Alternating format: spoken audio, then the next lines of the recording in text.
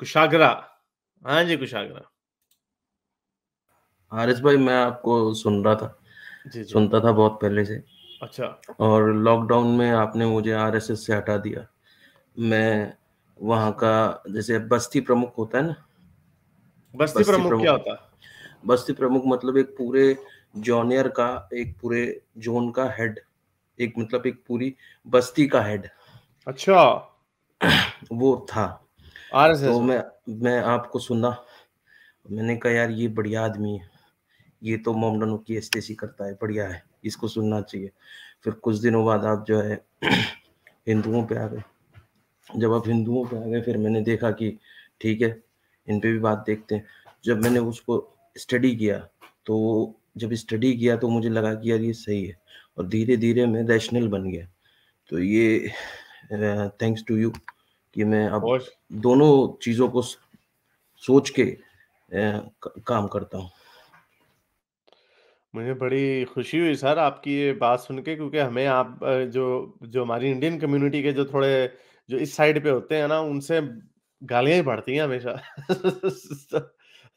लेकिन आप चेंज हो गए, आपको लगा कि हाँ भाई, मेरा ख्याल से it's the need of the hour के जो हमारा जो जो इंडिया का जो वर्ल्ड व्यू है, आई थिंक इंडिया के लिए लोग बड़ा प्राइड फील करते हैं इंडिया की ग्रोइंग इकोनॉमी, $500 बिलियन के रिजर्व्स, कितनी अब चौथी बड़ी इकोनॉमी इंडिया बन गई है, फोर्थ और फिफ्थ आई थिंक, पांचवी पांचवी पांचवी।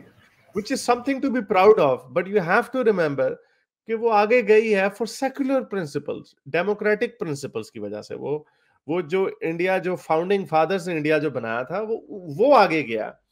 तो इसको जो हम देखते हैं, खैर anyway there are different opinions on that. मेरी कुशाल से मैंने फिर बड़ी डिटेल से बात की थी, उसने एक दो कुछ ट्वीट्स की थी तो मुझे बड़ी अजीब सी लगी।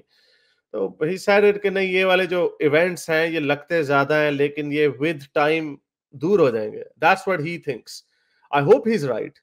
लेकिन मुझे जब मैं देखता हूँ, और मैं ये भी समझता हूँ कि जो हमें ये जो कट्टरता नजर आती है, I am not necessarily speaking about RSS, क्योंकि मुझे आरएसएस और ये हिंदुत्व और ये जितने टर्म्स है ना, मैं इसके अंदर नहीं जाता, क्योंकि आपको हर तरह के लोग इन कम्युनिटीज के अंदर भी मिल जाते हैं। मैं इस प्रोपेगेंडा में नहीं जाऊंगा कि आरएसएस कोई वैसी कोई जिहादी organization, I don't believe in that first of all. लेकिन ये जो रेडिकल, जो अब जैसे वो कौन है, वो औरत अभी वो जो अरेस्ट भी हुई थी टेरर चार्जेस में, फिर रिलीज हो गई, फिर शी गॉट कैंसर, और अभी उसने बयान दिया कि अपने घरों में तलवारें रखो या असलहा रखो, समथिंग लाइक दैट, लोहा रखो मुसलमानों से बचने के लिए। So these kind of things जो है, वो एक मोमिन ने भी उधर एक साध्वी प्रज्ञा ठाकुर। या यस है, समथिंग लाइक दैट। तो ये जो लोग हैं, इस तरह के जो लोग हैं, क्यों नजर आते हैं हमें? क्या ये किस किस्म की सोसाइटी बनती जा रही है? So I don't know, some people say कि these people have always been around, but I think India को आगे जाने के लिए जरूरी है कि प्लूरलिज्म आए, टॉलरेंस आए, और उधर से जो मोमिन, जो भी पिछले कॉल भी बताए, वैसी वगैरह, ये भी भड़काते हैं लोगों को।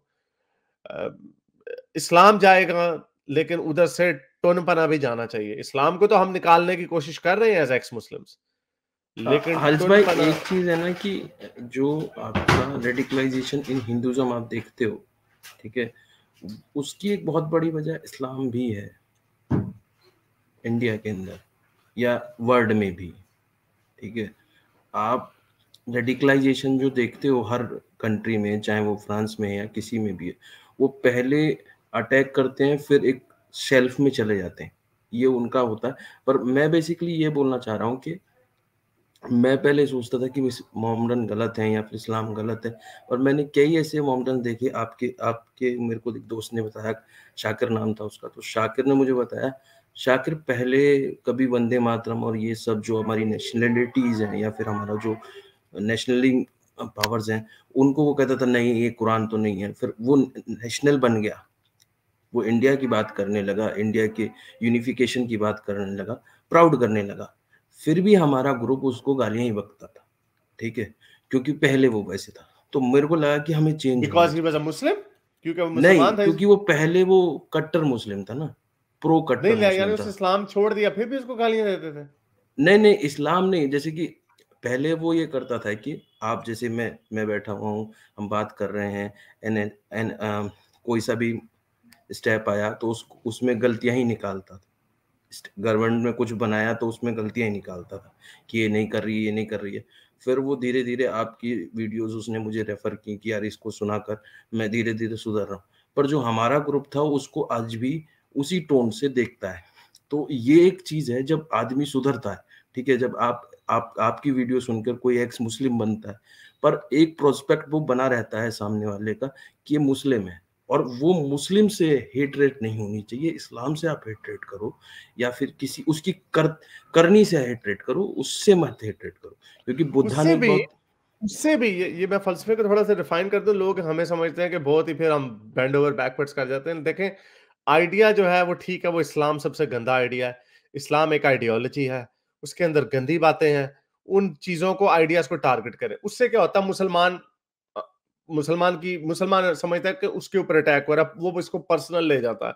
लेकिन आप ये बात हमेशा याद रखें कि जितने एक्स मुस्लिमों को आप आज जानते हैं जो इस्लाम से उतनी नफरत करते हैं जितनी आप करते हैं, तो आप ये जान लें कि अगर आपने उसको आज से 5 साल पहले या 10 साल पहले मार दिया होता तो आज वो ना होता।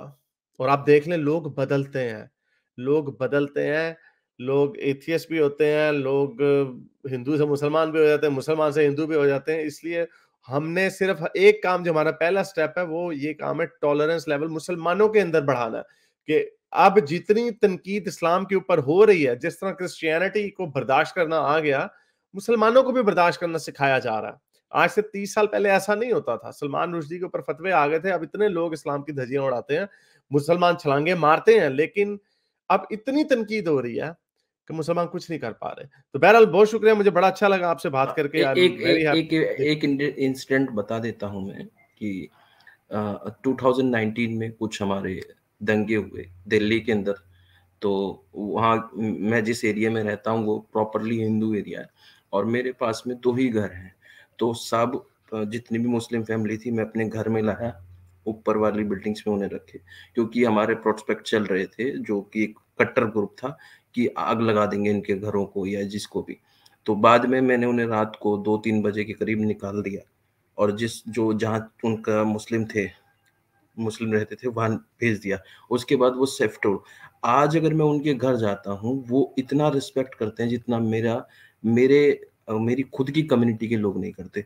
तो थैंक्स टू यू, और थैंक्स भाई, ऐसे ही आप साइंस को और रीजनलिज्म को, और जो ये कट्टरवाद है हमारे देश में तो ज़्यादा है, बढ़ रहा है, इसको कम करना हमारी ज़िम्मेदारी है। आप पूरे होल को ले रहे हो, और थैंक्स मुझे भी एक बेहतर इंसान बनाने के लिए, क्योंकि जब मैं आरएसएस में जाता था मेरी थॉट यही होती थी हर मुस्लिम गलत है।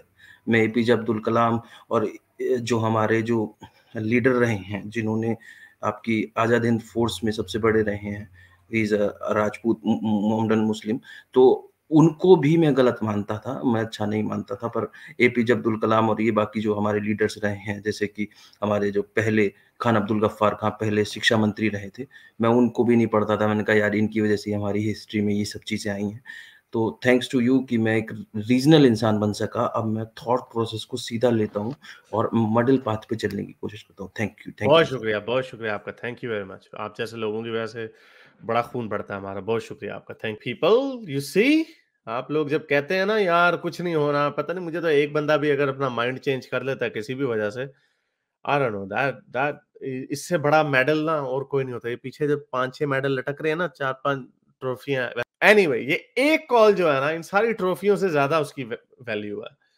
तो जब कोई मुझे भी कहता है ना कि वो तुमने क्या किया है, कौन सा कर दिया है, तो मुझे ये लगता है कि अगर एक बंदा अपनी सोच बदल लेता है किसी भी इशू के ऊपर, और ये आपके साथ, आपको भी ऐसा फील करना चाहिए अगर आप किसी से बहस करते हैं, क्योंकि हम इंसान सोशल एनिमल हैं। हम चाहते हैं कि आइडियाज को फ्लोट किया जाए, और यही वजह है डेमोक्रेसी जो हमें मिली है। ये ज्यादातर थ्रू आउट ह्यूमन हिस्ट्री लोगों के पास मौजूद नहीं थी जब से सिविलाइजेशन स्टार्ट हुई। ज्यादातर जब से सिविलाइजेशन स्टार्ट हुई टोटलिटेरियनिज्म ही रहा है। ये डेमोक्रेसी बड़ा न्यू कॉन्सेप्ट है, बड़ा फॉरेन कॉन्सेप्ट है हमारे लिए। तो इसका फायदा लें, लोगों के साथ आइडिया शेयर करें, लेकिन सेफ्टी सेफ्टी के साथ।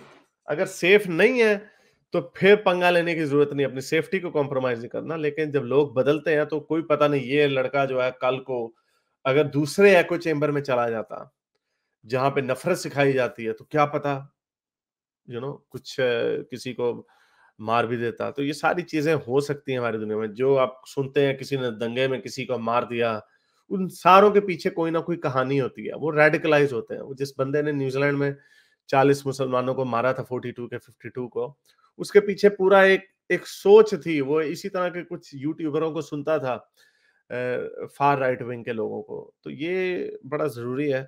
एनीवे, बड़ा मुझे खुशी हुई आपसे बात करके। मेरे इस नेक काम को जारी रखने के लिए मुझे पेपैल या पेट्रियन पे जरूर सपोर्ट कीजिए, ताकि मैं अपना पैगाम ज्यादा से ज्यादा लोगों तक पहुंचा सकूं।